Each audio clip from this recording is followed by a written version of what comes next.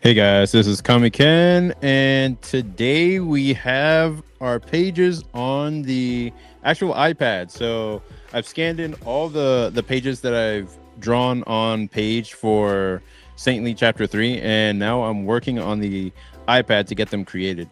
But I also have the illustration that I've been working on for the last 3 weeks. So we'll see. We'll jump back and forth.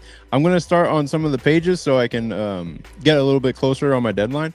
But then we'll jump back to the illustration and play around with that for a little bit. But yeah, let me just say what's up to the chat. Let me see. Let me go ahead and share my screen and say, well, I'll share that in a bit. But let me say what's up to Massive Panda. Appreciate you coming on a little early. What's up to Ictus? How you doing, man? Appreciate you coming on to the show. What's up to Nick Stream? How you doing, man? Appreciate you also coming on the show. And we'll go ahead and jump into the illustration. I am just warming up. Well, actually, I've been drawing all day, so I'm pretty well warmed up and ready to get into it. So basically, we'll just look at some stuff that I got going on for page 3, or not page 3, but chapter 3.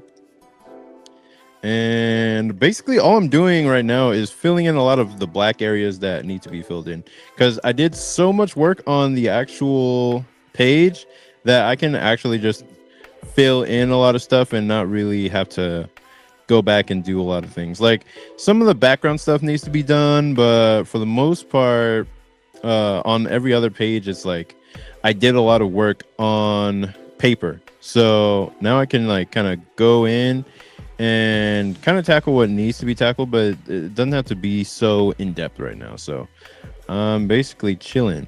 Let me see, make sure y'all can see what I'm looking at. And actually, let me put my face on the layout so it's not like weird. Let's see. Nick Stream says you're always cooking something good. Appreciate it, man. Ictus says a deadline. Your career is on the line. How far are we with Saintly? Yeah, this is chapter 3. My career is not on the line. It's just what is it? Deadlines just keep you accountable. They keep you like, what's the word? Like snappy. Like you're not just taking forever to do one chapter. So, yeah, we're still good. We're still making decent time. I just need to finish what I got and get to the color stage. Like the color stage is where it all like comes together, and you start to see the finish line. A lot of what slows me down, I think these days, is the fact that I can't see the finish line anywhere in sight. And it's just like, I don't think about it in terms of the full book. I think about it in terms of each chapter. So if I can see the finish line for the chapter, I'll start pulling all-nighters, or I'll just work harder than if I'm like in the middle of the chapter and I have time left and all that kind of stuff. But right now it's like, okay, well, let me just work as fast as I can. And even in working as fast as I possibly can, like the workload,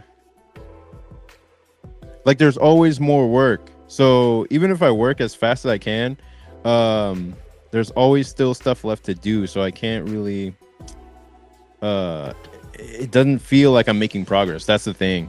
And that's one of those things you have to kind of contend with while you're drawing and writing and all that stuff, where if you don't feel like you're making progress, you gotta be in charge of your own mental health and be like, you know what, I did good regardless of how much product or progress I made today. And when you're on top of yourself like that, then you can just feel better about where you're at in the process and not beat yourself up too much. So yeah, that's kind of where I'm at with this project right now.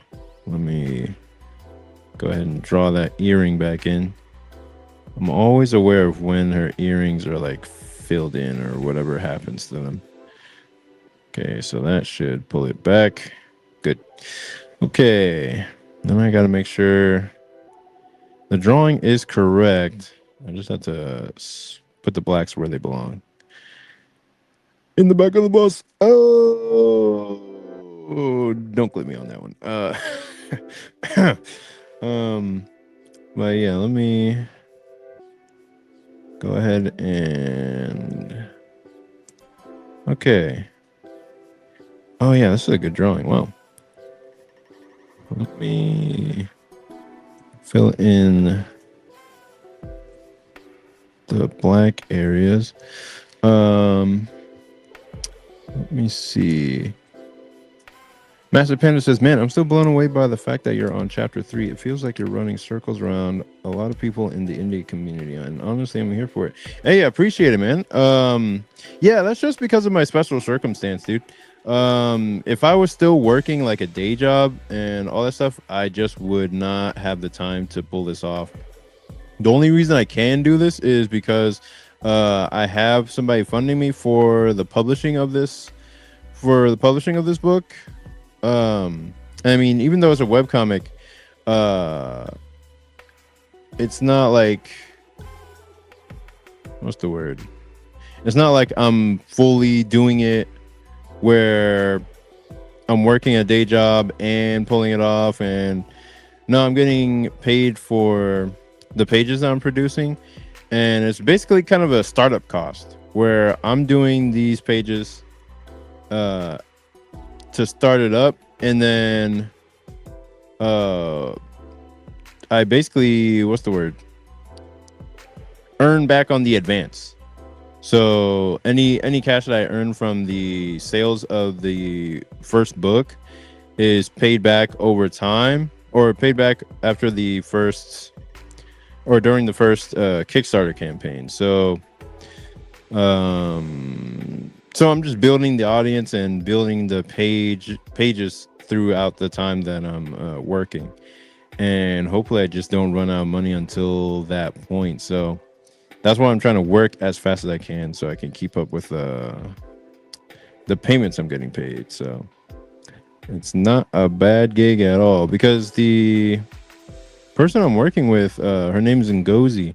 She said that she had the same thing, the same deal with her own comic, where somebody funded her, like either it was her school or somebody who was working closely with her, to where she was only able to go as hard as she did on her thing because somebody invested in her. But it was a similar situation where she had her own project going first that they saw showed that she had like some follow through.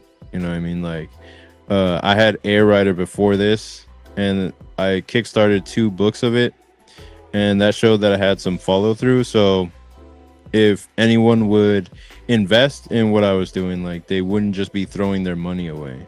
It would be like, oh, this guy actually followed through with 2 campaigns on their own, so let's put some money in him and see what he comes up with.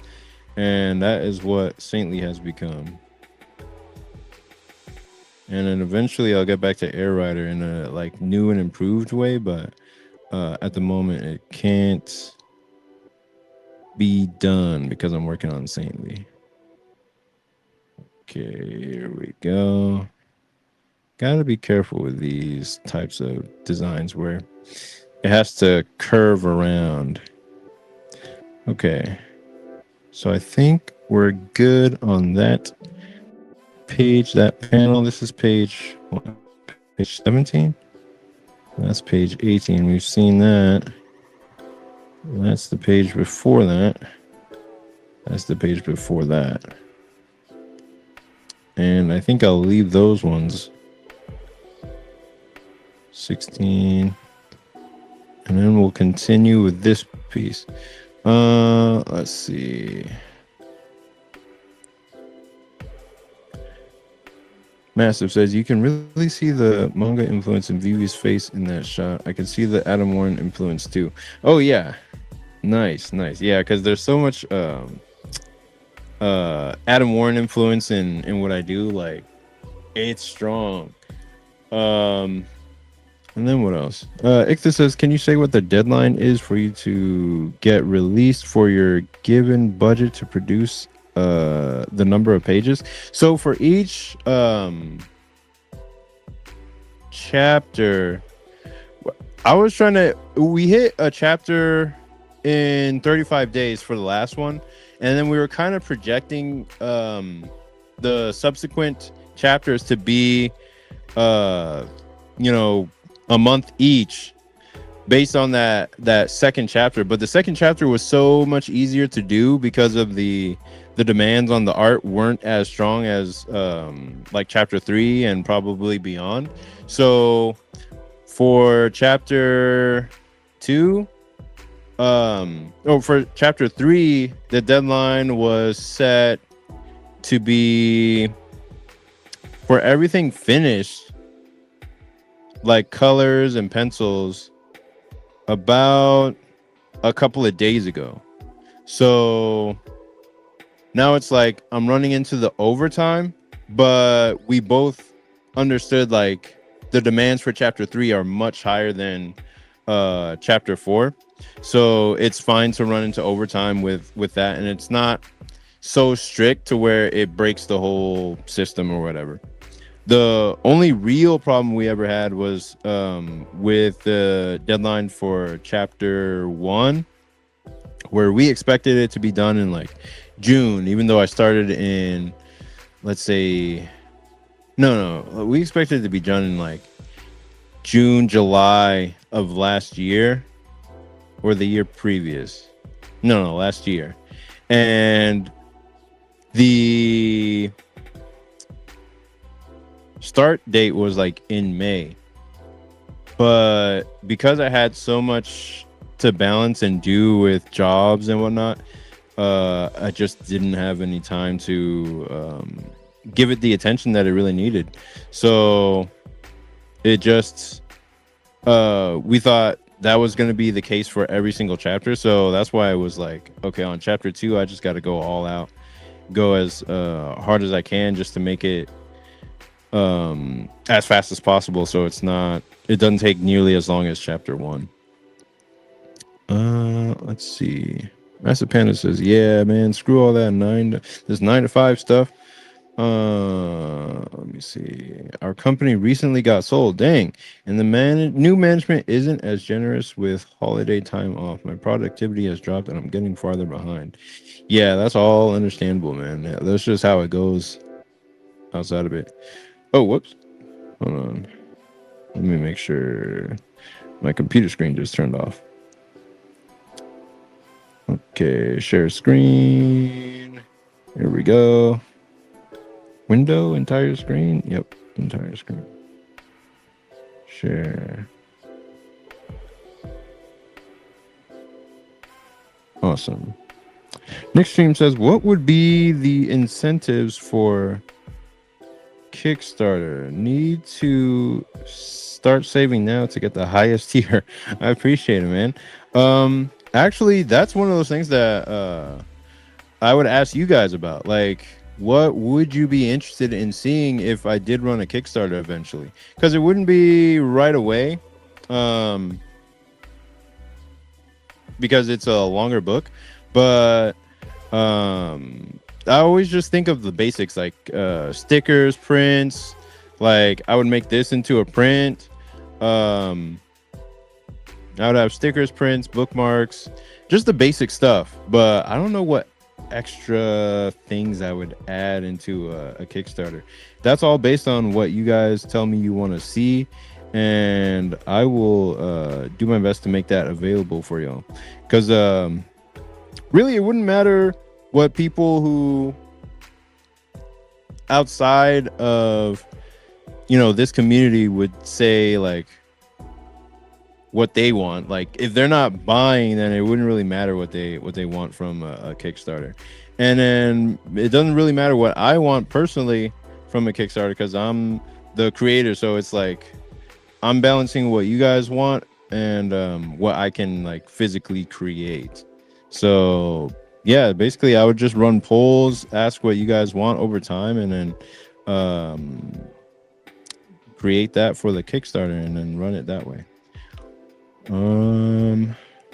But here, what would I do in this case here? So we're basically,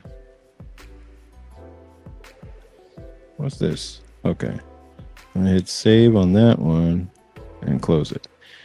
And here, it could be time to start inking. But do I ink? Yeah, I think I would. Let's see.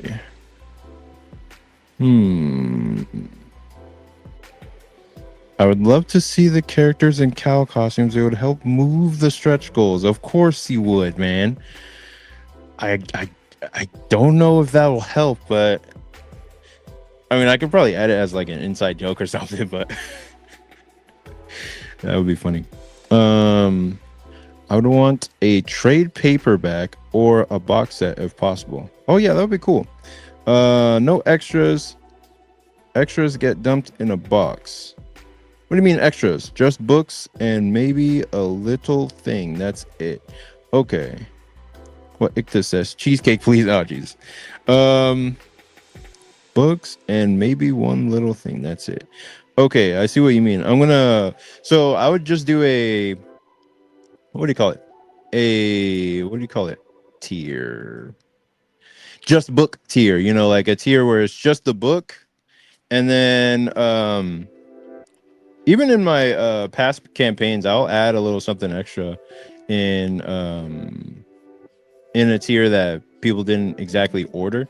So it'd be like just book, and then I'll have add-ons like book and sticker, book and print or mini print or something like that. But just book, and then like Nick Stream said, a trade paperback or box set if possible. Yeah, we'll make that available. Like kind of how Invincible did their little trade paperbacks with the smaller versions first, and then they did like the ultimate compendium book type thing, because Saintly is meant to be one huge book, like a 300 pager, but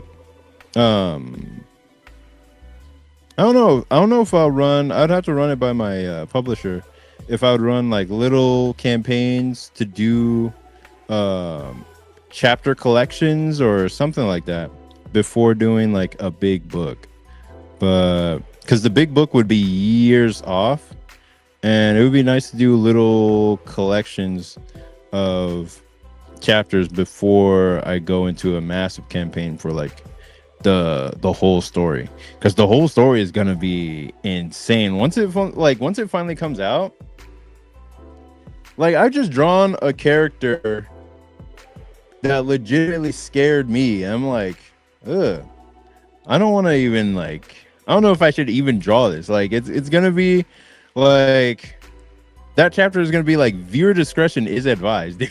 Like, and it's not even gonna have gore. It's just gonna be so creepy that most people won't even want to read it. They'll probably, like, I don't know, they won't tune out at that point, but they'll heavily consider it. I just drew that this morning because I dreamt it up, and I was just like, you know what, let me see if I can draw that. What would that actually look like? And I was just like, I would not want to see that in real life. If you want like some sort of reference to what it kind of looks like, think about the scene from Courage the Cowardly Dog where he's walking through all these rooms, and then he comes to a specific room where a little girl is playing like piano, and then she turns around and it's just like this freak monster, and you just don't want, like, you're just scared. You're like, holy crap, what is that?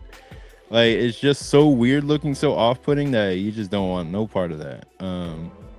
So yeah, that's kind of the horror that I want to put in Saintly, where it's uncanny horror, where there's like no rhyme or reason to why things look a certain way. It's just chaotic in that way, where you're just like, why is this here? Because a lot of what I see in like manga and anime is very cool looking demons or very conventional looking monsters and demons and stuff, and I'm just like, I mean, I've seen it a dime a dozen. Like, it's kind of weird looking, it's kind of horrific, but not really super scary. But when you draw something that really doesn't have any logical reason to be there, then I feel like that gives you more creep out factor or more chills. Um, Whereas something like a monster in like JJK would be creepy, but you know they could just beat their ass, or you could just like kill the monster, so it's not that creepy. Um, or it would be like cool, like Maharaga. Maharaga is really cool design. Um, so yeah, it's gonna be my own thing. I would think like if Smiling Friends and the Saintly Universe were like mixed together. That's how some of the demons might look like.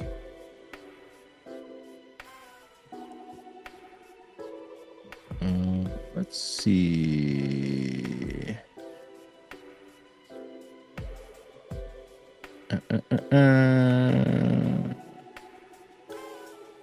Dale T said, I don't know many crowdfunders I've backed that give like 6 mini prints. I don't care. I'm not a fan yet. I haven't even read the book. Oh, okay, that's fair. That makes sense. Damn, sorry to hear that. Oh. Let's see. Hey, what's up, Ralph? How you doing, man? 7th of October. What's up, dude? Hope the book is going well, man. I saw you in Marshall's stream. He was doing something earlier today. Master Panda says, Ken, I'm in love with her pose in the foreground. Me too, and I drew it. Ictus says, make sure the stretch goals are light and flat like art prints and stickers, because when you ship it, the weight of the shipping adding more content will cost more than the flat rate shipping. Yeah, that's true. I've had stretch goals in the past, and yeah, I always made sure it was just a print and not something too extra or too heavy. I took this course called Comics Launch, and that's kind of what taught me how to run a Kickstarter campaign without like losing money or like without going into the red. It taught me how to budget for the Kickstarter before I ran it, so I didn't just like screw myself. Because I've seen some Kickstarters in the past, and I've seen people budget incorrectly and then just run off with the money.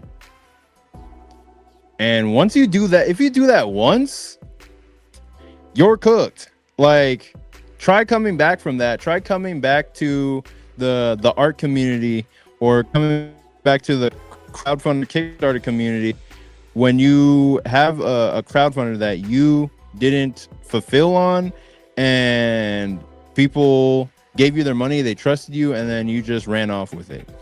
Try coming back from that. I mean, like, there's almost nothing you can do to come back from that besides get a regular job in the mainstream industry or whatever, because your credibility goes down heavily when you do something like that. People will it'll be highly publicized. People will know, and they'll tell people who get involved with you afterward, and you might be able to get away with it if there's like new viewers who aren't aware of your past misdeeds. But good luck, man. Good luck trying with that. And there's some people who are on my mind right now who I'm just like, I know who you are. And, you know, like, it's just unfortunate that they did that, and they you know, ruined their credibility by running off with the money like that. But yeah, the program with Comics Launch helped me figure things out so that I don't like run into like weird issues like that. And you know, that saved me a lot of headache. Let me check out the comments. John, what's up? Hello. Nick Stream says, no reason. I like the butterfly jump scare from SpongeBob. That jump scare always like scared me as a kid. Not even like scared, but like more like it was just really creepy, because I was just like, oh, that's an actual bug. Like, it was just so weird seeing a butterfly's face up close like that, but it was funny. Um, Don't Hug Me, I'm Scared is a fun series. Oh, I know what you're talking about, but it's so. I know what you're talking about, but I haven't seen it in so long that I just don't know like exactly. I don't remember exactly. Yeah, the whole crowdfunding thing is a lot to understand, especially if you don't want the to go goof it up. Yeah. Chaz Brad. What is it? What is it? Chaz Bradner. Oh, hey, what's up? I sent my email to the Saintly link, have but never got a link. You Let me see. If you check your spam folder or check your like promotions folder, you might be able to see it. Um yeah, like check your spam folder or one of those, because sometimes it doesn't show up right away for everybody, and then I do get emails every once in a while asking me like, "Oh, where did the link go?"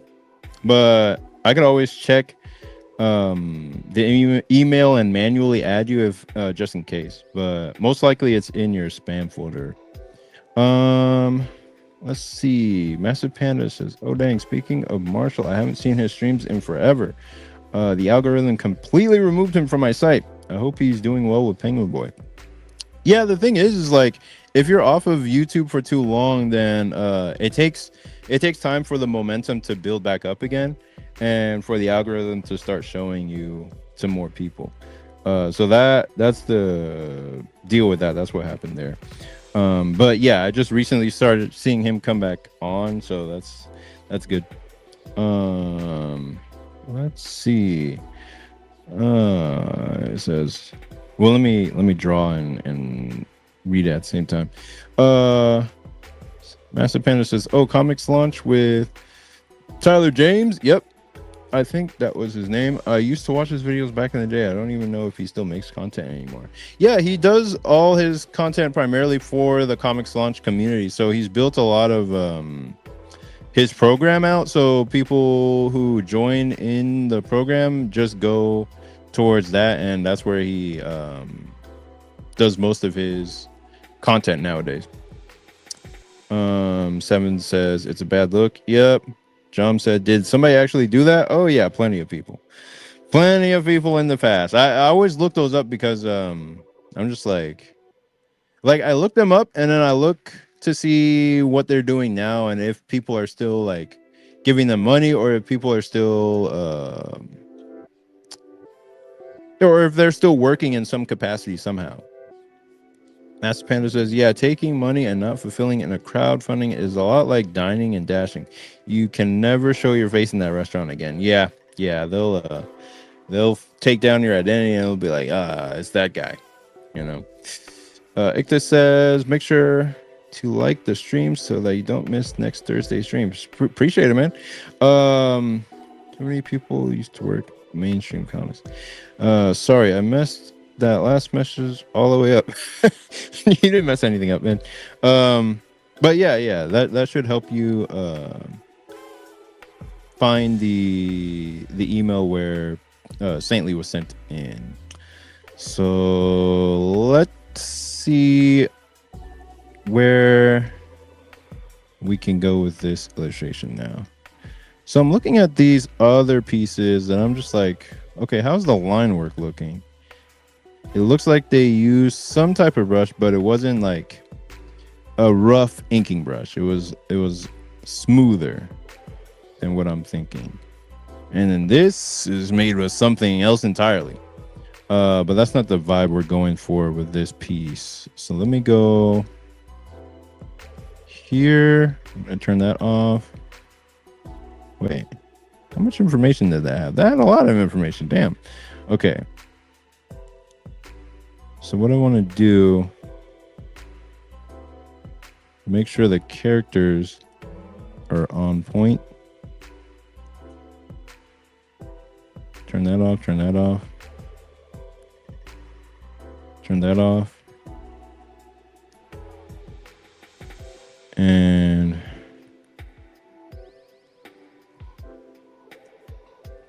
this point, I'm going to say, I'm going to call it. I'm not going to try to overdo what we have. And I'm going to start inking. I'm going to pick a nice pen to go with. I'm going to see what kind of lines, what kind of inks did they use for this. Very loose they used for that. Because a lot of the color is doing most of the work. So they didn't have to go too balls to the walls on the inks.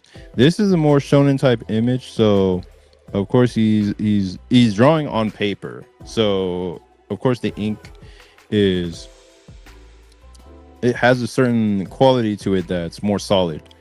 The way he draws. Damn. The way he draws is top tier. But that is going to be closer to what we're trying to do.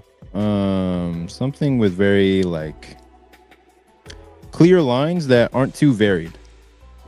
And we're not going this direction because that's too painterly. It'll definitely have more lines in it. Okay, so I'm gonna go ahead. Now that I kind of got a good visual feel for the direction I want to go, I'm just gonna start doing. I'm gonna start inking it. I'm gonna go to a new layer. Dang, I have so many layers. I'm gonna put it all in a folder and just slap them all in a folder and keep it pushing. Let's just put them all in one folder. There we go. And we'll call that, damn, why do I have so many more? We'll call that pencil work. Yeah, and then we'll do another folder. And this is for all the stuff that came before it. We'll call it rough draft or something. And we'll put that in there too. Actually, just in case. All right. Rough. Okay. The frame, we got that. We got this. We'll put that in pencil work. Close. We don't need all this space here, so I'm going to go ahead and smallen it. I'm going to take my hey guys, is the music too loud? Let me know, because it's kind of loud in my ear, but that's just because I have the volume up. I don't know if it's loud, like so loud that you guys can't hear what I'm saying. So just let me know if it's like distracting. But yeah.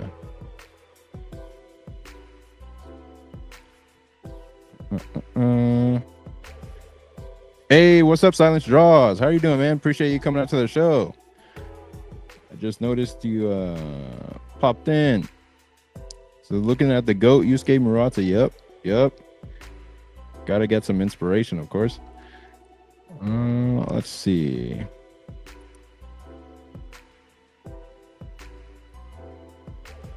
Victor says, no, it's not loud. It's pretty low on our end. We hear you loud and clear. Nice. Awesome. Hey, what's up, Yoshi Hiroda? How are you doing, man? He says, Tower of God? No, Tower of Layers. Yeah, man, it's just, I mean, you just get into the drawing and it kind of gets away from you. So you make layers for what you need in the moment and then figure out the rest later. You just like, all right, we got what we need. Then we organize it later. Let me cancel that. I'm just gonna smallen this. I know it's gonna cut out that water slide that I got there, but I wonder how that's gonna appear. I hit OK. There we go. And so I'm gonna put this layer in pencil work. Nice. Now we just now we create the inks layer. Boom. And then we'll just get started. Let me see. This is a little bit dark to start working on. So I'm gonna go ahead and Nope. I'm gonna lower the opacity a little bit. And I'm gonna do some freehand strokes just to kind of warm up a little bit. Go over here. Freehand some strokes. Is this the pen that I want to use?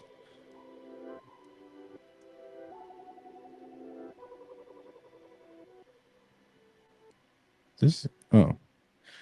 And then let's see. Silent Straw says, question for you guys. Is Star Wars a Marvel comic? Is it still getting published through Dark Horse? I don't even know. I just remember it being published through Marvel a long time ago, way back when. But the license bounces around from what's it called? Company to company. Like it could be with like IDW one year and then Dark Horse the next. Like you never know. Ichtha says this artist makes water look so easy to convey onto a character. I'm pretty sure it's one of those. Yeah, super easy. They're really good at that. That reminds me to actually add that into the drawing that I'm doing, like into the color stage. So let me see if there's any more examples of line work that I could possibly use. Okay, now I understand. So I want to have a line that's not really super tapered. Like I want it to be, I mean, this says tapered pen, so it's like I want it to be almost like this marker pen here, but I want it to still have some tapering. Like it shouldn't be like a dead flat line. What is this dot pen here? Let me see. What the hell? Why can't it get bigger? Oh, it's just 1 pixel. That's crazy. I guess it's supposed to be 1 pixel. Wow. That is weird. What about felt pen? No. What about turnip pen? Does it have some anti-aliasing on it? Yes. But I'm pretty sure those do too. For effect line. What the hell? No, not quite. Real G pen. I might just have to stick with it. All right. Tapered?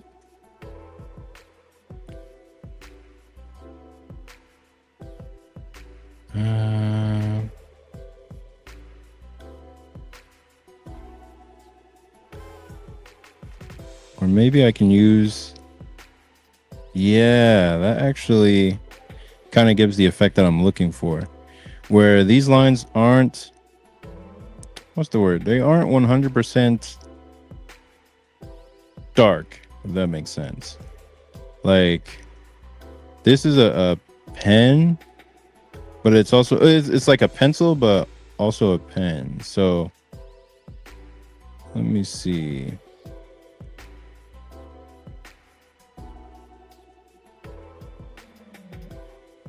I don't want the lines to be too thick. Let me see about real G pen again. What about mapping pen? Mapping pen seems to be all right. So I'm gonna just start lining it and not really think too much and just go with the flow. Even if it's wobbly, I'll just go with that. I'm not trying to make perfect lines, especially since this is digital. And digital is like, I can make as many mistakes as I want and always come back to fix it or erase it. So even if I ink them, let's see. Oh, whoops. This, let's see. Marvel Comics used to do the licensing deals for films. Early Star Wars is nothing close to the film, so it's a hidden gem. Oh yeah, Joseph Lopez. Hey, what's up? Appreciate you coming out to the show, dude. Thank you, Ixie. I would appreciate love work on a Star Wars comic one day. Okay, so let's keep going with the inks here.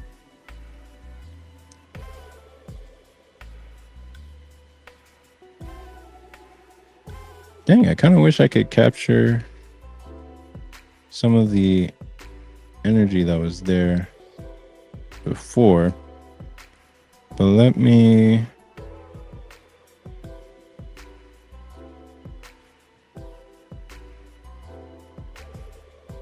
Okay, there we go.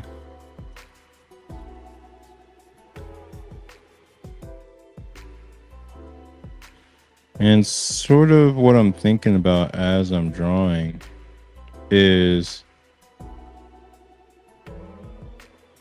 I'm thinking about everything I'm drawing as more of an object rather than I'm just laying down lines. Like I'm basically just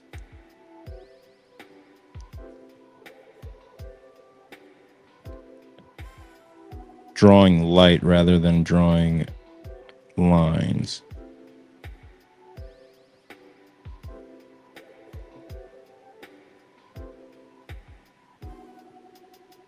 Okay. Nope, we don't want to lose the knee there. So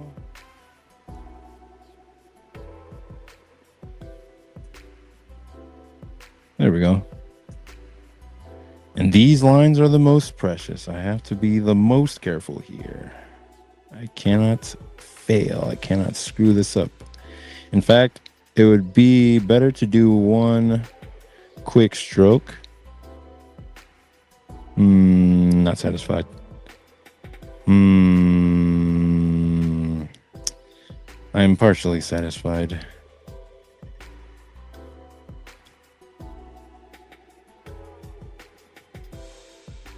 And then a quick stroke here.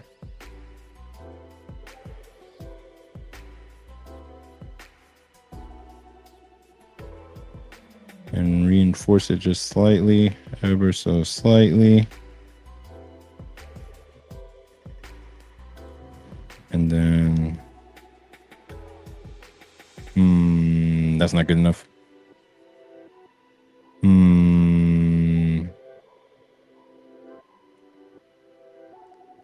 That's only marginally good enough. Come on.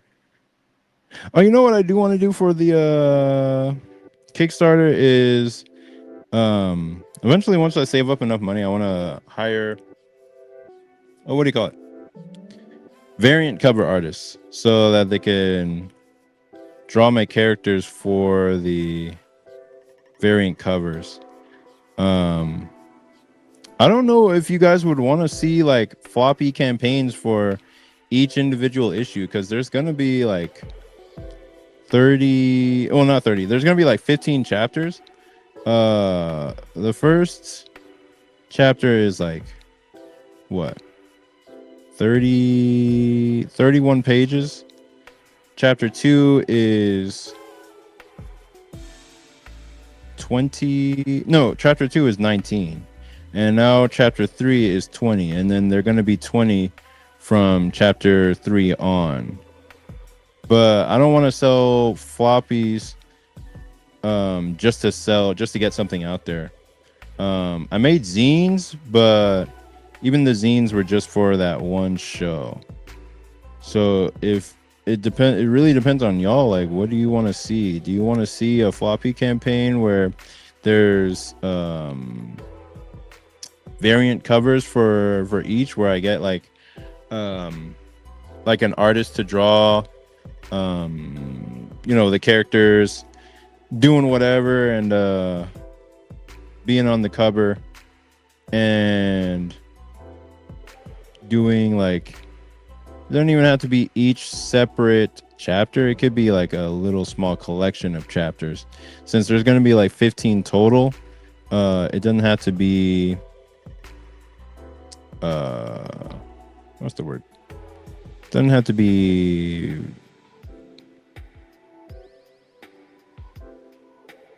what's the word? Separate. Like it can be like chapter 1 and 2 collected, or chapter 1, 2, 3 collected, then chapter 3, 4, 5 collected, or chapter 4, 5, 6 collected. Then and then maybe it could be arranged in like little small books, rather than like floppies. But it really just depends on what y'all want to see. Because I can make floppies and run campaigns for those. But even just running a single campaign for a single floppy is like, that can be a massive undertaking at times. And then, I don't know, it really just depends. Let me see. Let me check out the chat. Silence Draws, it says, Ken and chat, what's you guys' dream projects you would want to work on? Sheesh. I'm working on it right now. That's it. I mean, other than doing Saintly, I would want to do Air Rider, like a more updated version for it later on down the line. But yeah, I am working on my dream project. Like, this is it. Like, I've always wanted to do my own work, develop my own IP, and then, you know, turn it into something. So I'm just like, I'm here, I'm doing it. But besides that, if I were to do something for like outside of my own stuff, for like Marvel or DC, I've always wanted to make a Daredevil book or a Spider-Man book. That might be asking too much. A Batman book or a Static Shock book. And I've thought of like my own like stories for Static Shock, like, oh yeah, I could do this, like it would be like that, it would be awesome, all that kind of stuff. I just thought like, oh, you know what, one day when I get some pull in the industry, I'll be able to do my own Static book. And there was supposed to be a Static book by Kyle Baker, but it never came out. I was just like, dang, I was really super disappointed, because he has a really unique style, and to see him tackle a character like Static would be really cool to see. But it never happened, so I was just like, I'll take it. I'll do Static. But I was just in high school at the time.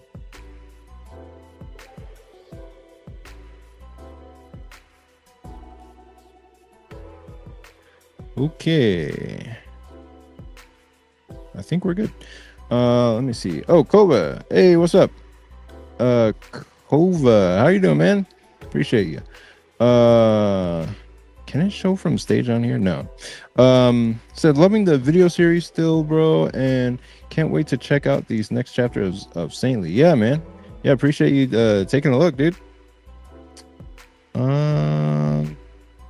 Silence says, bro, I'll draw a variant cover for free. That would be cool, man. We'll see how that works out once we get to that stage. Ichtha says, who are the list of artists you would like to do a variant cover for Saintly? I don't even have a list in mind yet.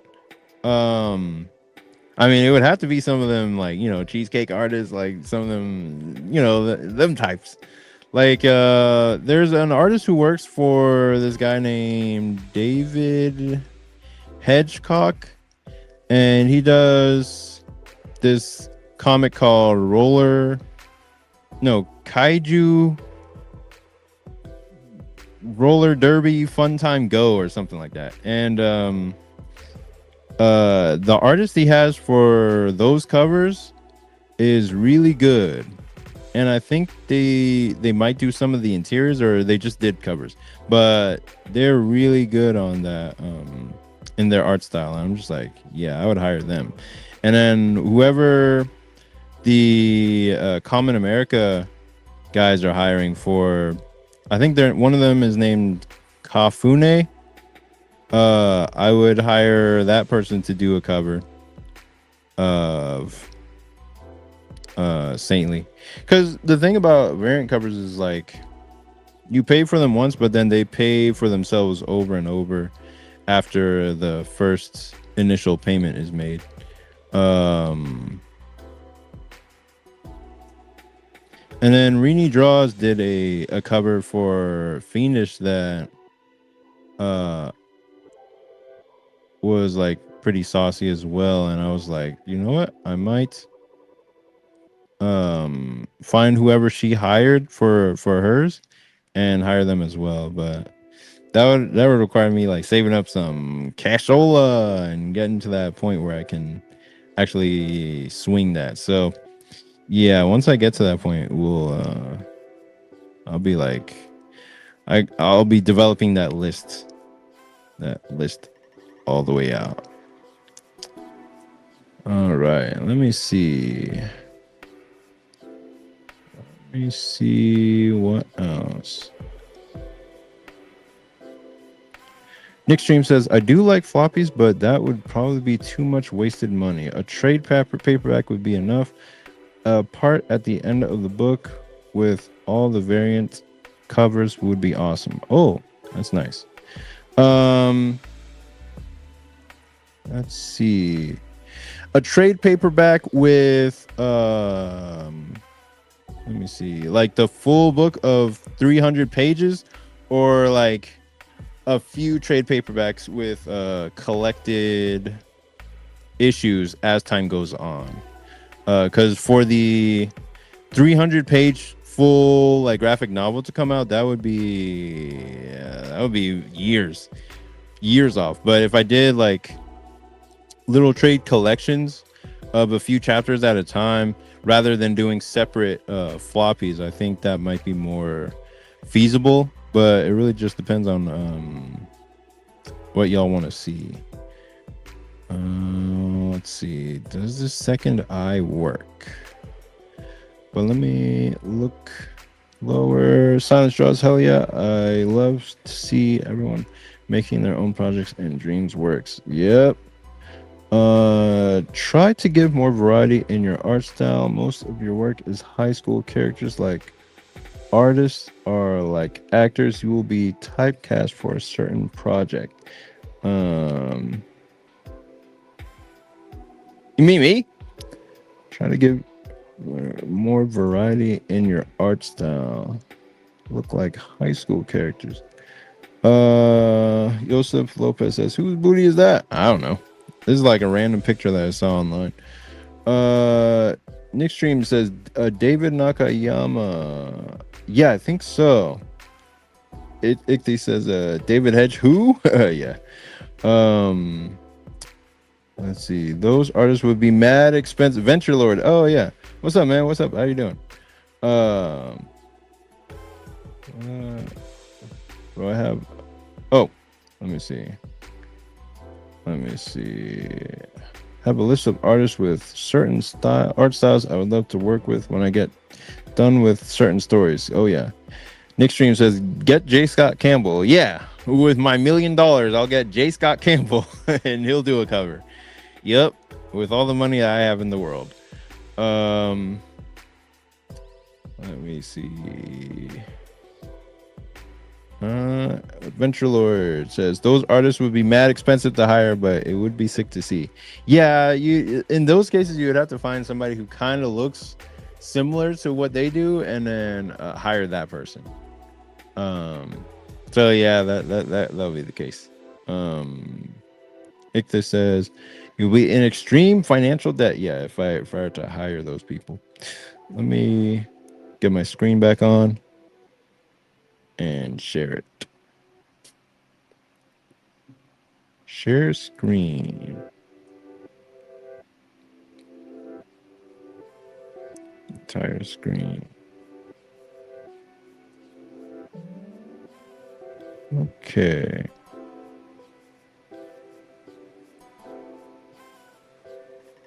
Mort Mole says, what is your opinion on AI art? what is my opinion on AI art?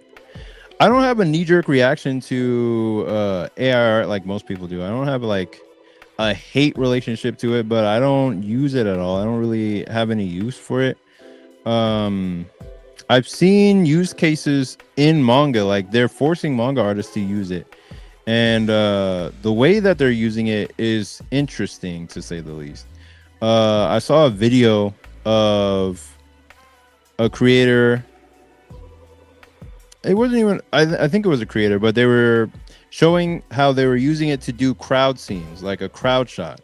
They pulled up an AI image of a crowd, and then they traced over it for the manga, and it was just like, okay, that makes the grunt work easier for them. So in that way, it's like a tool, but they're not using it for the main characters. They're just using it for the crowd work, and I'm just like, if it helps them save time, like, all right, as long as it's not like stealing from anybody. But for them to like train the stuff on their own work and then use it to speed up the process, that's the part where I'm just like, well, I know the industry focuses heavily on streamlining and commerce and whatnot, but did you not get into manga to draw everything?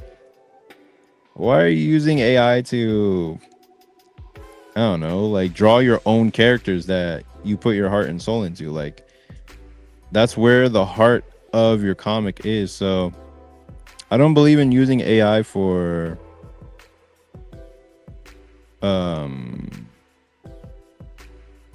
like AI art for important tasks, but for the tasks that are like repetitive and unnecessary, I don't care if anybody else uses it for that stuff. That's just like saving time, you know what I mean? Like,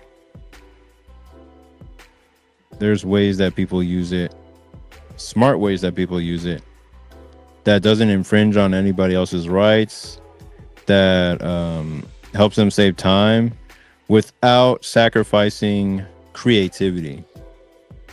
And I think people who learn how to use it in that way without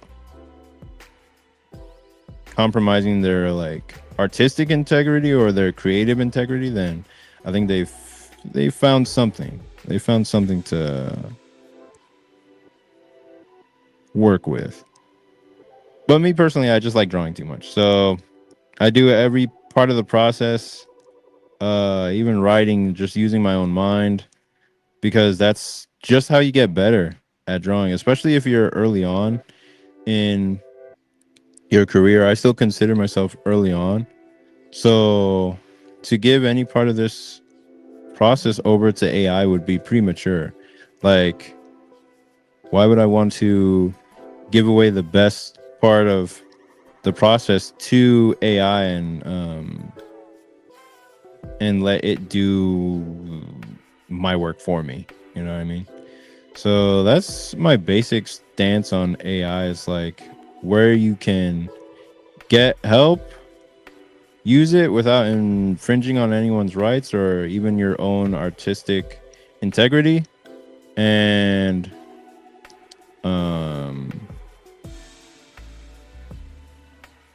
yeah, that's pretty much it. Let me see what other comments we got. Nick Stream says, I was thinking Webtoons volumes. Okay, I see what you mean. Yeah, I could do collections like that where it's like Webtoons volumes, because I see them all the time in Walmart, where it's like chapters, like you get a few chapters of what is it called, Solo Leveling or something like that. Solo Leveling or Tower of God, or what's the other one, like the beginning after the end, just some random stuff that that was translated into webtoons. It could also be like something like True Beauty or something like that. Not that I've read any of that stuff. Joseph Lopez says AI art is soulless from my perspective. Oh yeah, from most people's perspective. I don't see it as art because it's not self-expressive, but expresses everyone else's ideas. Yep. I agree with you, Yose. It's too perfect, and I believe will never be better than a human. Yep. Canvas engineer, what's up? He says howdy. How you doing? Appreciate you coming out to the show. Mort Mole says, I personally think AI generators should have never been invented. Yeah, that's one of those things, but it's like it's here and we just gotta have to find a way to deal with it. You know what I mean? Like the same thing was said about what's it called? Cameras when they first came out. Everybody in the painter community was pissed off because like for eons our eyes were good enough. Like our eyes in combination with paints were good enough to capture life on a canvas. Then pictures came out and could faithfully reproduce it immediately in an instant. And people were like, oh no, this is the end of art as we know it. And they were all freaking out. And all because of the photograph that came out back in the day. But then artists still found a way to keep producing. Then people felt the same way about digital art when it first dropped, where you could get a tablet and you could work with your computer and you could draw digitally your ideas, and you could what's the word? You could use a program like Photoshop, and that was a novel thing back then. People were like, oh no, this is the end of art as we know it. Like we'll never recover from this because people could just cheat the system and they can just draw on a digital tablet and use like Control Z, and it's not real. It's not the same thing as traditional, where it's like hard won with like sweat and tears and stuff.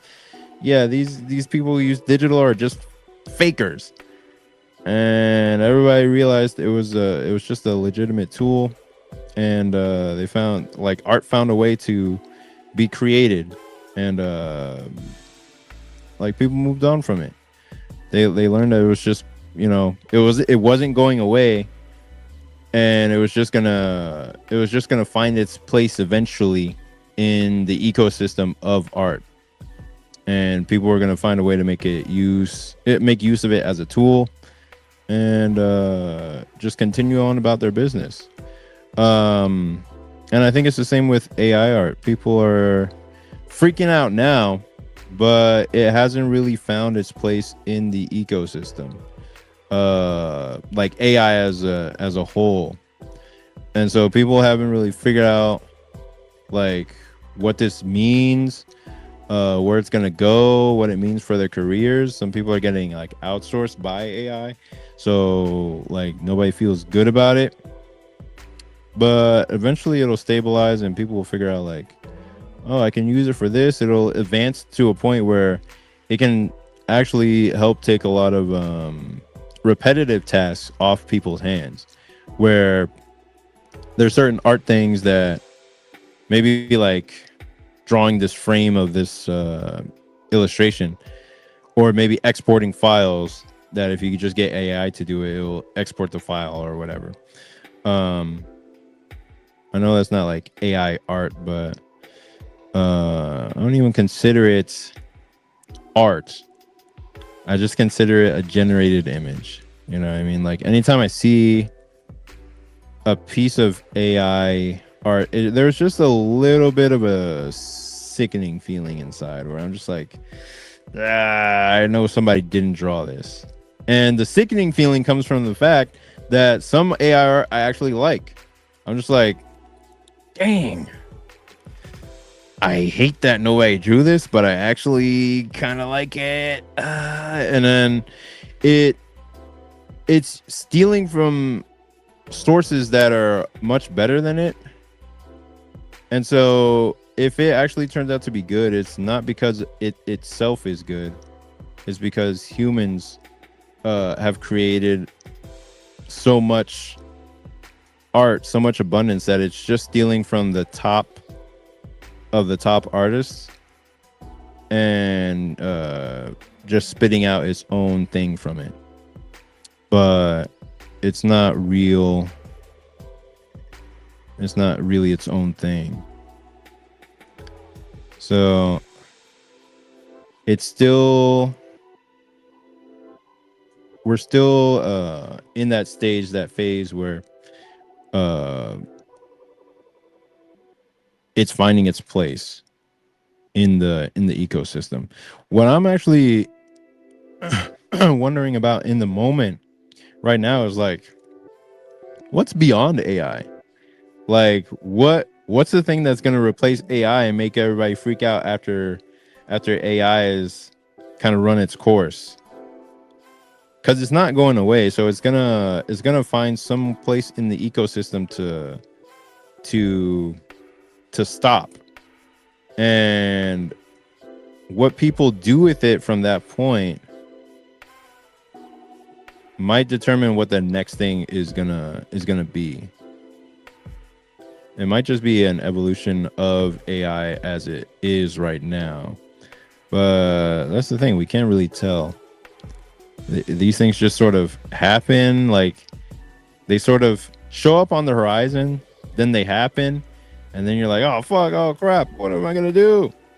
And then the hype will die down, it'll sort of stabilize in the ecosystem, and then the people that use it will use it, the people that don't will not.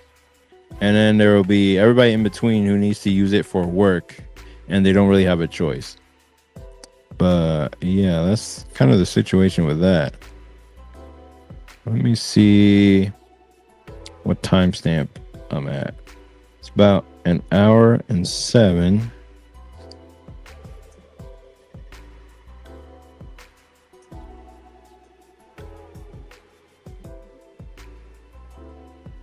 Okay. And then let me see the comments. Silence draws. It seems to draw inspiration a lot from Studio Ghibli and some other generic source. Yeah, it's like it just looks soulless the way the generic stuff looks. Funny how nobody says Photoshop anymore for an image that's been doctored. What do people say?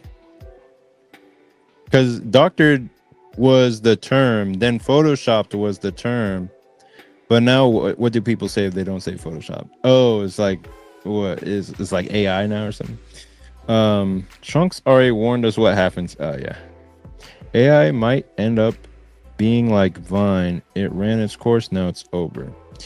AI, anytime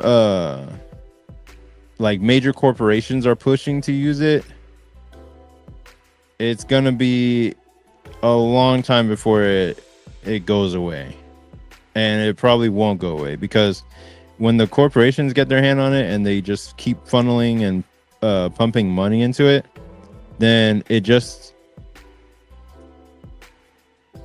becomes a thing that doesn't go away. Like, they're gonna keep trying it, they're gonna keep using it until it actually works.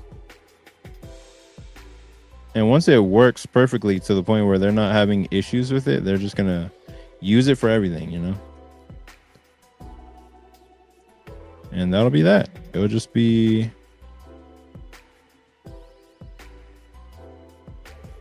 I mean, what is a good outcome? Like a good future outcome where AI works with humans or something, like, because that's why I try to wonder. I'm like, well, what's the positive? What's the good thing that might come of this? Because it's not all bad. There's got to be something good that comes of it.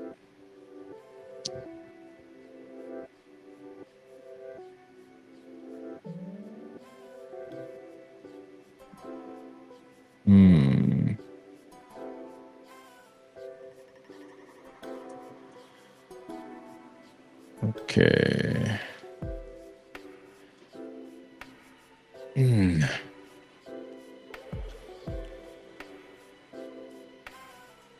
All right, so here I'll go ahead and start on the hair. And we'll keep it simple. We'll keep it in sort of a mass. So it's not...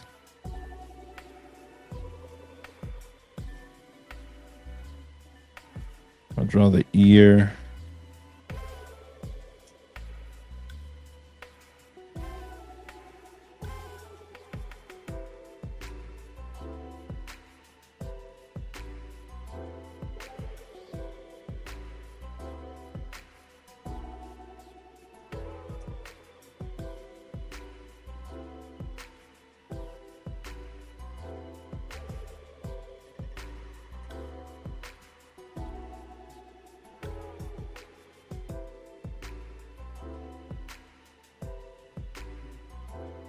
Okay, there we go.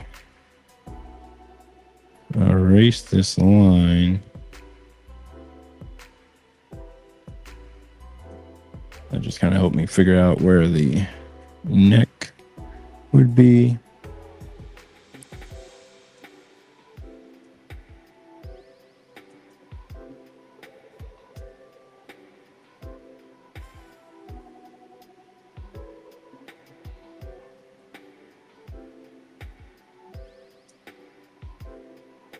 Did anyone have like wet hair in this?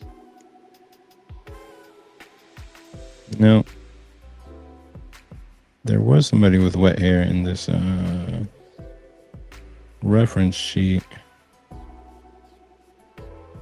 But I don't know where. It was over here? No.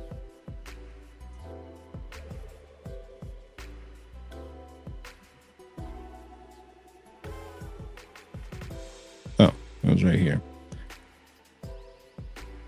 Okay. Dale A said, one good thing I saw AI was reported to be able to do by NVIDIA was pull weeds with precision so crops didn't require herbicide. Oh, that's actually legit. That's actually going to be legit. And that's what we should be using AI for. Is like let them do the manual labor and all that stuff. Like let them do all that while we focus on the art. I just hope, and this is like my cynical side thinking, like, oh, they're gonna mark up those services and they're gonna still be using herbicide on purpose. Like, and then they'll mark up, oh, AI pulled these ones, they'll mark up that produce, and they'll be like weed free AI pulled apples, and then the poor people will still get the AI, the herbicide, pesticide filled apples and stuff. So they'll find some way to commercialize that and screw over regular people. But I mean, like, that is a good thing. I didn't want to bring it down to like a bad thing or whatever, but that's just how corporations play out and do stuff.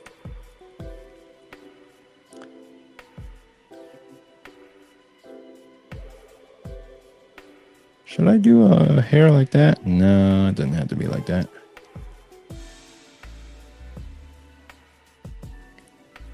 Ow. AI pulled produce sounds hilarious. Oh yeah.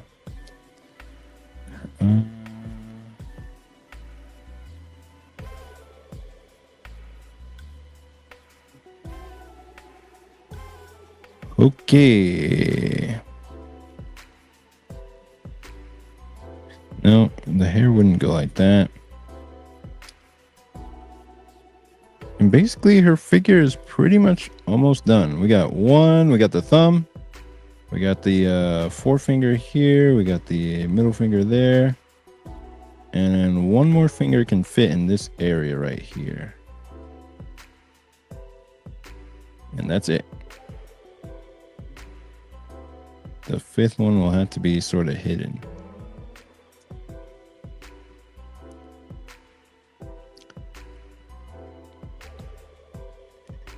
Her nails aren't black like Vivi's nails. So they'll have to be...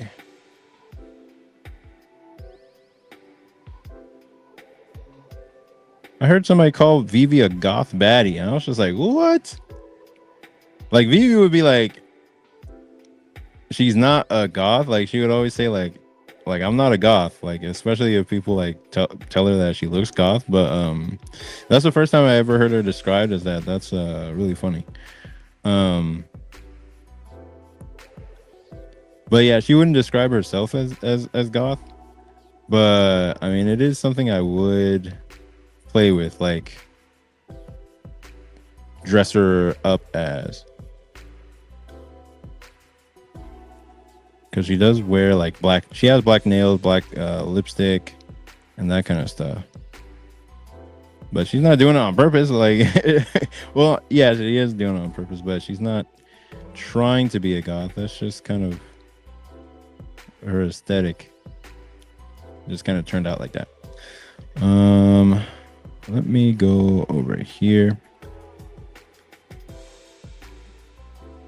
Let's see. Hey, what's up, Sideburns? How are you doing?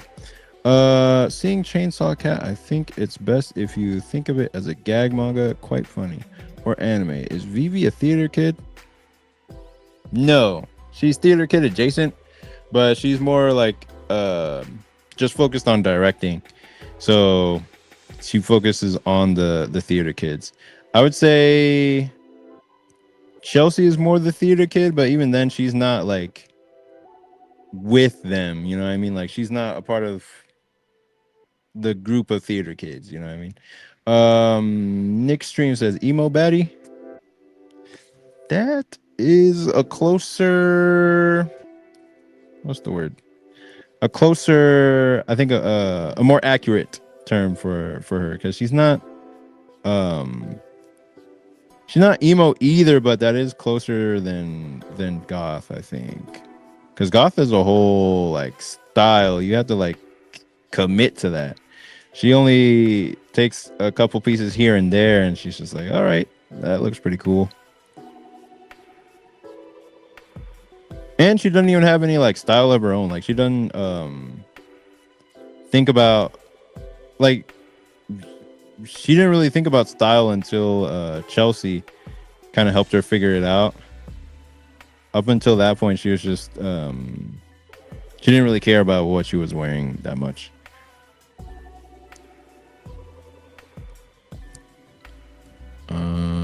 Let's see.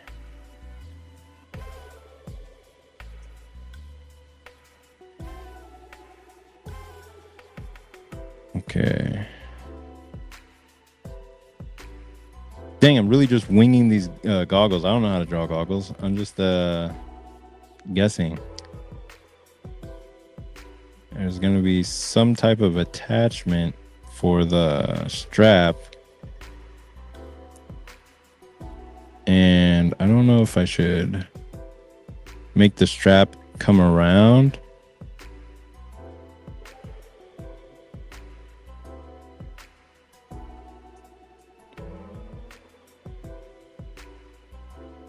If I do, I'll change the hair to make it.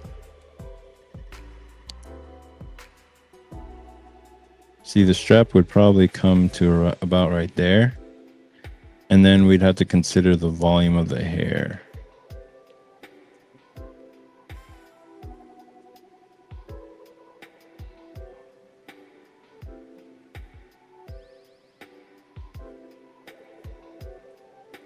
So it probably looks something like that.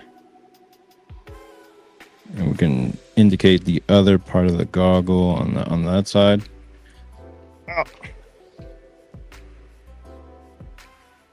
And maybe put her finger up a little bit, sort of like this. And that's just from me randomly inserting the goggle wherever. I was just like, well, let me just draw something. Let's see. Sideburn, have you posted a prologue on Tapas or Webtoon? Nope, not yet. It's coming out in October. So at the moment, it's only available on my email list. Soon it'll be available on Tapas, Webtoon, basically anywhere you can read webcomics. But yeah. Yoshi Rula says dark alt, like dark alternative. Possibly. I do think emo baddie seems like a more accurate term though. Digimon Tai goggle reference. Tai is not the only character that wears goggles, man. Naruto used to wear goggles too before he got his headband, and plenty of characters used to wear goggles like that. In like early 2000s TV or like anime for some reason. But yeah. Let's see here. I'm going to erase this little dot. Make sure you guys can see. Okay, good. And in fact, I'm not even in the optimal position. Let me make myself smaller. There we go. Now is sort of like a moment of truth type thing where I like to turn off the pencil layer and see if we got good working lines. And yeah, we do. Like, these are pretty good. I like the lines we're working with. I'm going to go to this and erase this line. There we go. I'm going to go back here. Go to the inks. Yeah, the inks are looking good. Is this looking good though? I think so. I think it's getting there. Yeah, the inks aren't bad. I thought they would actually be a lot worse. What pen am I using? Mapping pen. Okay. Yeah, not bad.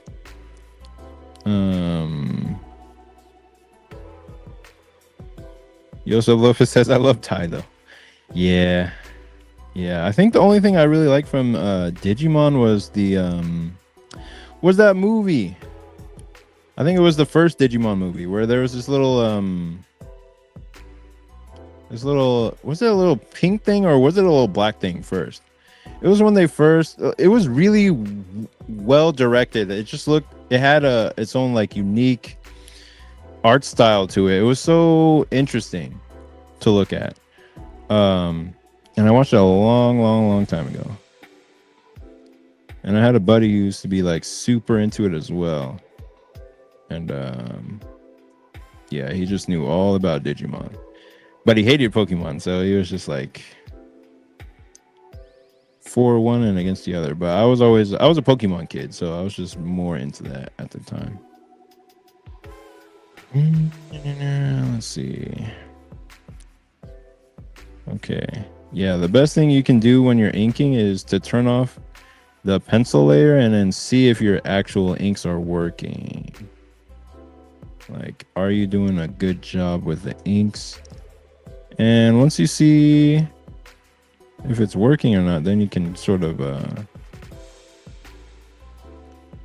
go back to what you're doing before. So here, it looks kind of weird because that's not the fold that would be there. I'm pretty sure it would be different. And I don't have any like reference for that exact angle, you know what I mean? So I have to kind of figure it out, make it up. I mean, this is the closest I have, but she's not doing that.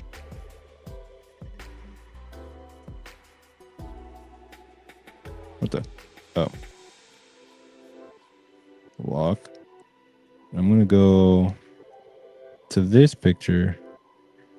And then I'm going to use my imagination and just figure out how that would actually look. So that's not the fold that would be there. It would probably look more rounded off.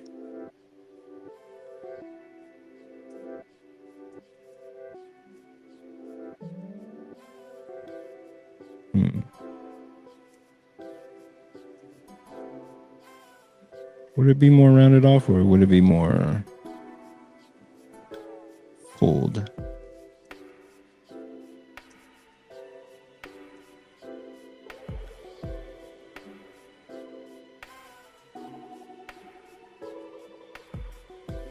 I'm going to try some more lines.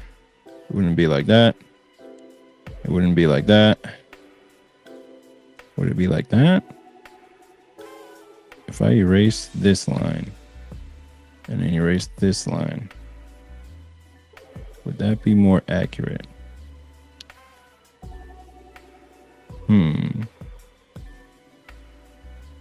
If I put more lines going from, because there needs to be some tension from here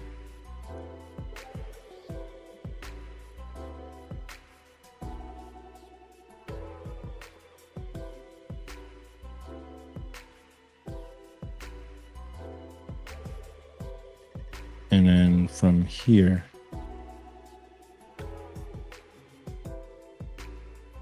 The tension lines are very important where they go. I can even put some on this end.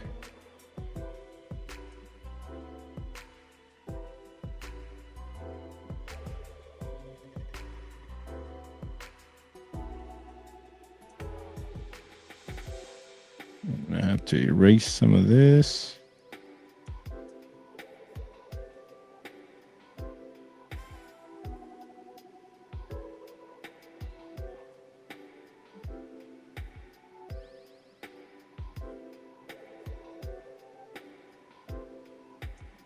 It'd be nice to finish this within summer, just so I have some, like a summer piece.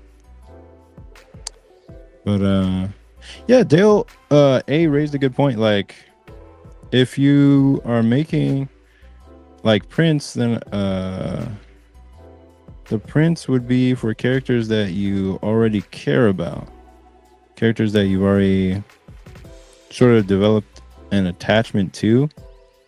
And if you have a bunch of those for the first like campaign, then it's like a bit premature if the story isn't fully established quite yet.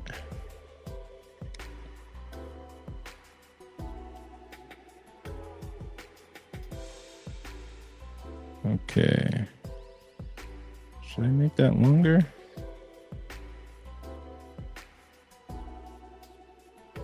Ever so slightly.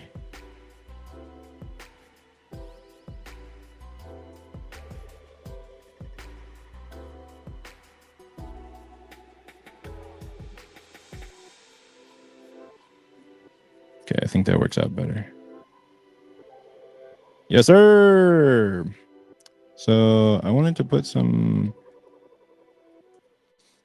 sort of bracelet or something on her wrist up here. In fact, I have to make it sort of dangle down like this.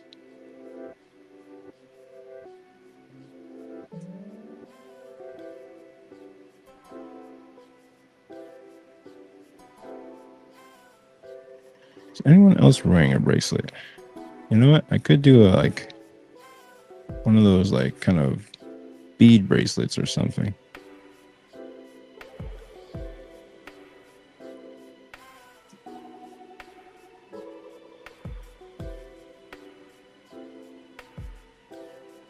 Let's see. Let me make sure I'm not missing any comments. All right, good. Oh, my back. Yeah, the effects of sitting down all day is starting to catch up to me. I gotta take more walks or do more stretches. That's basically it.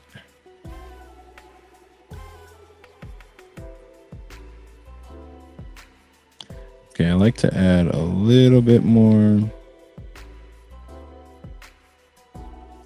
definition to the face. A little bit more thick outline to the face.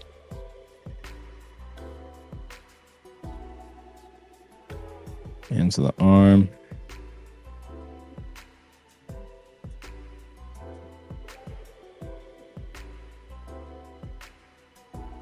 Okay.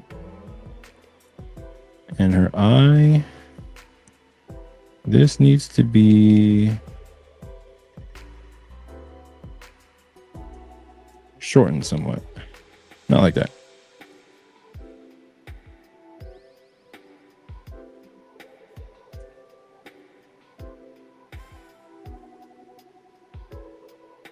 Let me see if that looks correct.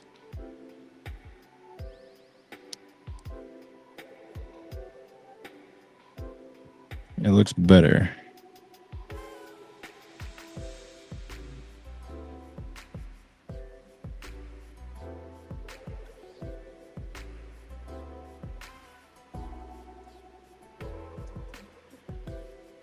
Yeah, I think it's her eyebrows that are kind of off. They need a bit more of a delicate line. So I've been using a 17 point the whole time, so I take a 10.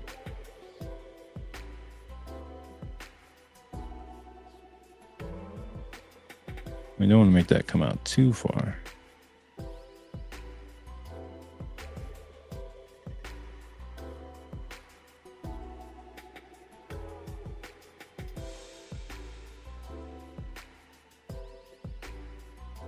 All right. There we go.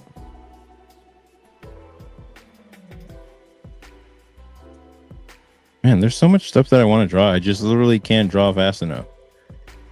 I want to draw all kinds of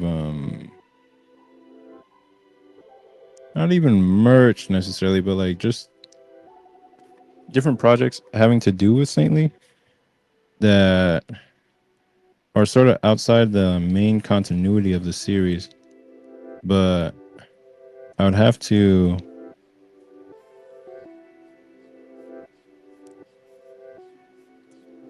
finish the work I have first before getting to do all that stuff.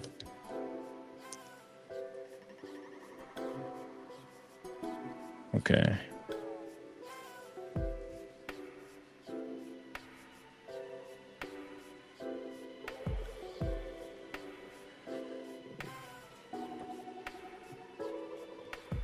Now what happens if I make this smile sort of go up?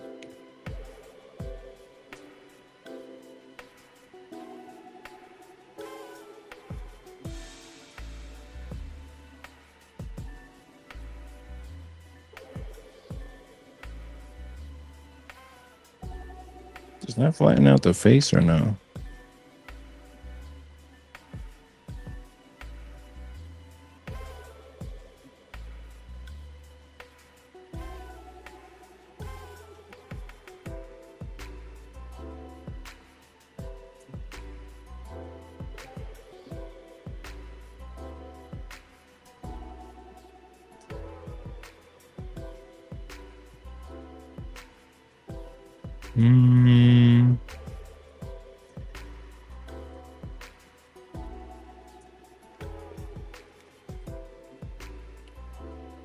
Okay.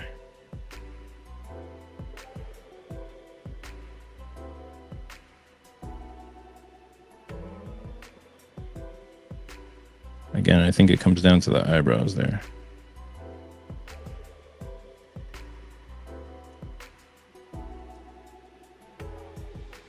There we go. They just look stiff because I was drawing them so slow. Her eyebrows need to be done like in a single fluid motion.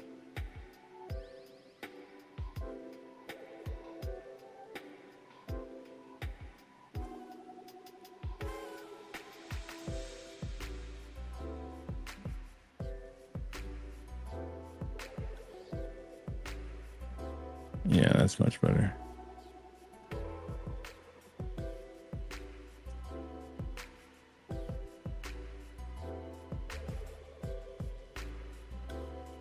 Okay. Now we can turn the ink layer back on.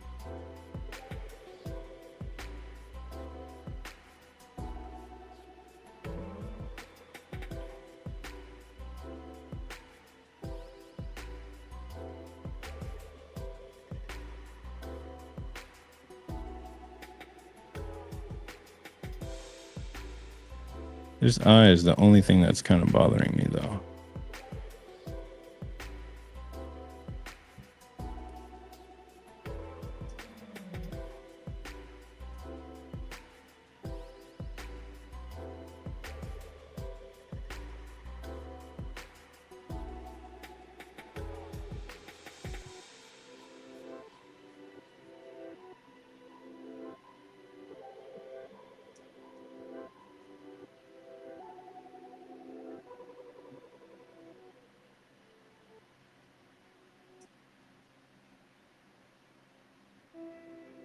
Cool. Now I'll work on Vivi. Mort Mole says, I gotta go. Nice drawing along with you. Yeah. Appreciate you coming out to the show, dude. Have a good night. Okay. We want to make sure this crease is perfect.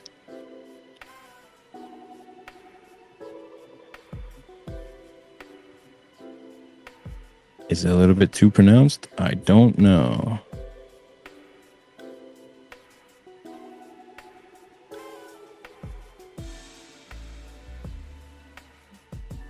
Okay.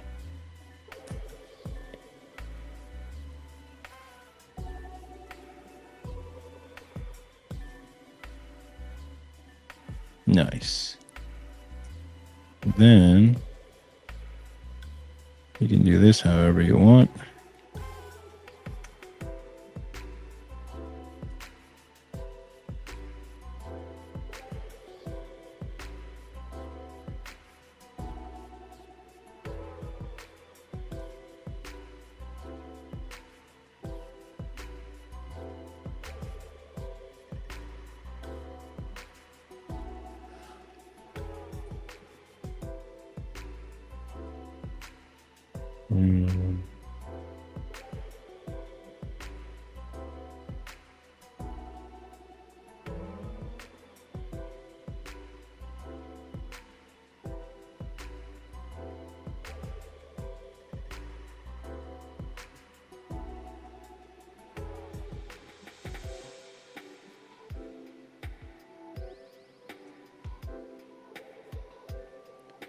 Okay, we're gonna have to do it quick.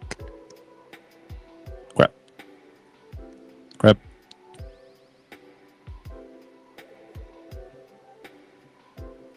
Nice. Yeah, some lines you just gotta draw it faster, draw it fast enough, and that's what will get you the effect you're looking for. Let's see.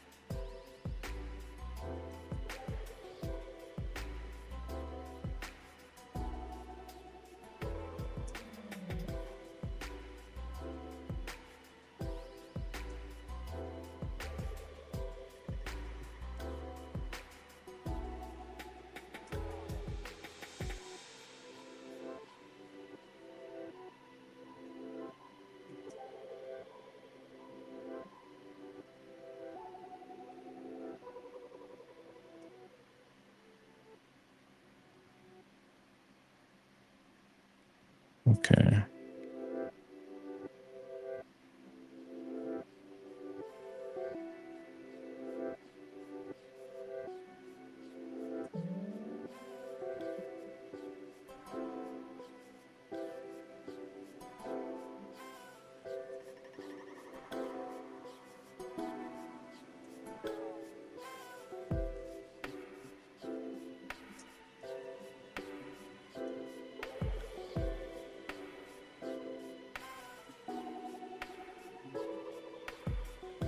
right.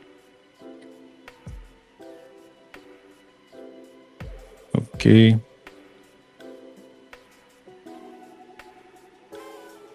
There we go. Ooh. Fix my back a little.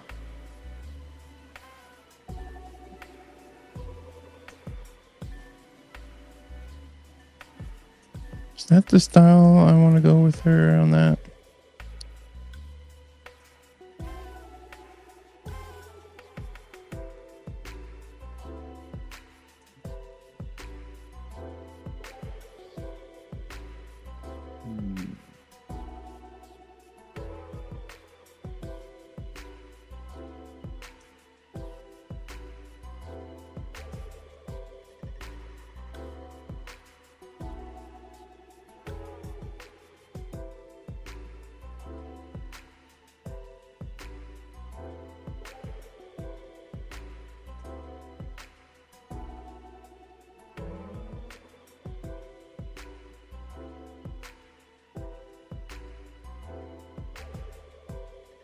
Okay.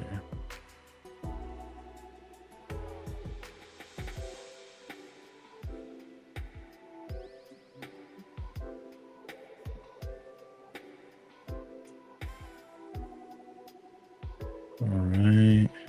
There we go.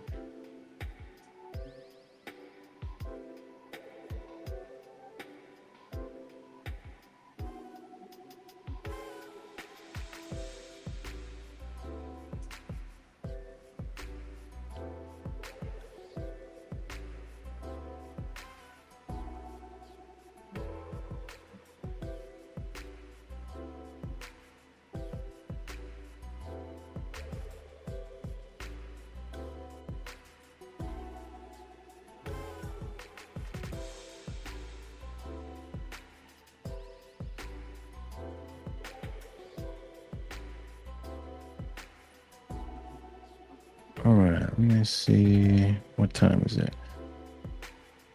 Nice. All right, y'all. I'm going to stay on for about 5 minutes more. And then peace out. Go eat. And then draw more of chapter 3. And go to sleep. I still got an email to work on. I've been working on that thing for 3 days. I got to figure out how to shorten them so it's not super long, but I don't know if people like the super long emails that I do or if they prefer it to be like shorter, just sort of quick update type thing. It just ends up being longer. But everyone that I've talked to have read the full email, and the email that sent out last time, like a lot of people opened and read it, and I was just like, dang, okay, well, if y'all read the whole thing, good on ya. And I think what I do in the email that kind of makes people want to read through is I'll put a, what do you call it? Sort of a table of contents type thing where it's like a bit of a too long didn't read. I'll say like, hey, this is what I'm going to talk about. And then I'll just write the email about what I am talking about. And if people are engaged, like if people want to check out the rest of the email, then that's all up to them. But they'll know what they're getting into. That's the thing.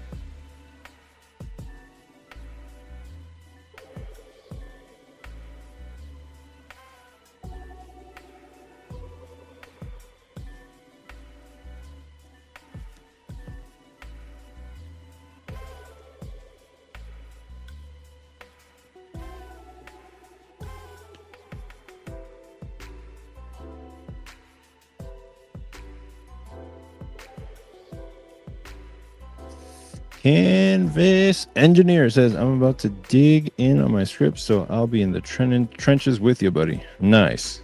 Nice. So are you writing out a script, or are you using a script to draw? Like you're reading the script to draw pages from?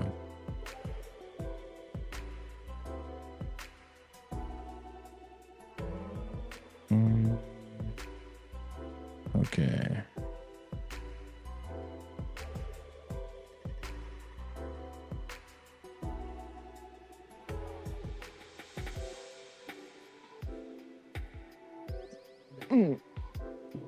All right.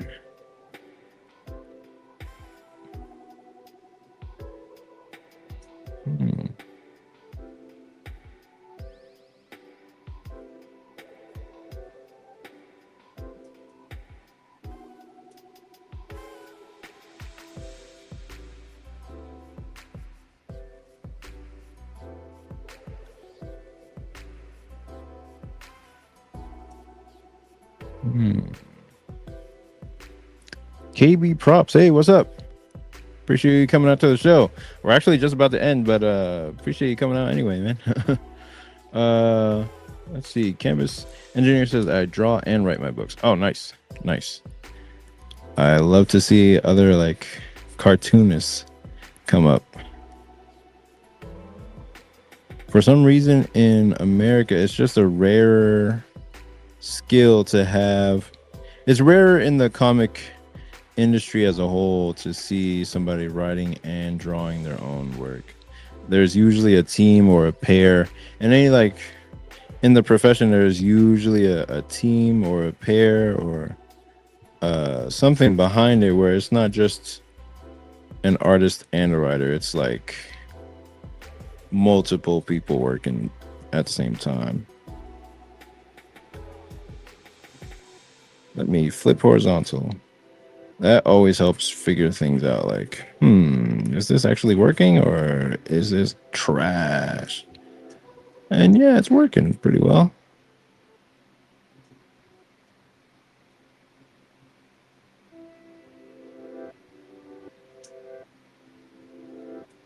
There we go.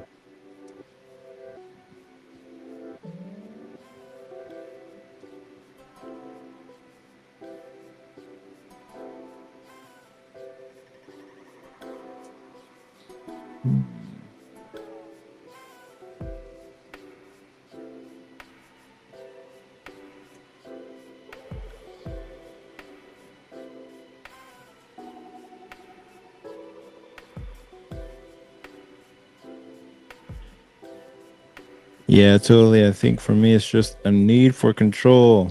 Oh, no. I definitely feel exactly what you're saying, man. I need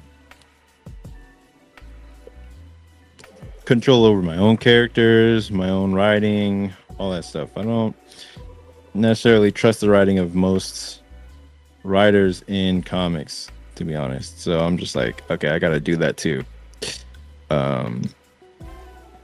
For sure, I gotta do that. Hiroda Yoshi says, facts. Nobody can tell your story better than you. Yep, that's 100% true. But yeah, that's pretty much it for this stream. Let's see where we left off here. And is it a good spot? So we got started on the inks. We'll turn off the pencils. And yeah, we got really good inks on Chelsea. Good start here. Got a really good start on Vivi. And we're just going to fix her eye. Make sure that's good. Doesn't even have to be fully fixed in this stream, but I'll adjust it over time. And yeah, we've gotten a good stopping spot, and one day soon we'll be on to colors and then finish this off. It will be nice. But yeah, that will be it for this show. Let me read the last few comments and then we'll go on. It sucks when you have to team up with someone, but you both have creative differences, which leads to arguments and potential fallouts. Yeah, that's true. Looking good, dude. Rock on. Appreciate it. Hiroda Yoshi, great work as always. Appreciate it, man. But yeah, that'll be all for this show. I appreciate you all for coming out and dropping by, saying what's up. And yeah, I'll just be continuing to work on chapter 3 of Saintly, and keep it pushing, man. But yeah, y'all have a great night, and I'll see you in the next one. Peace.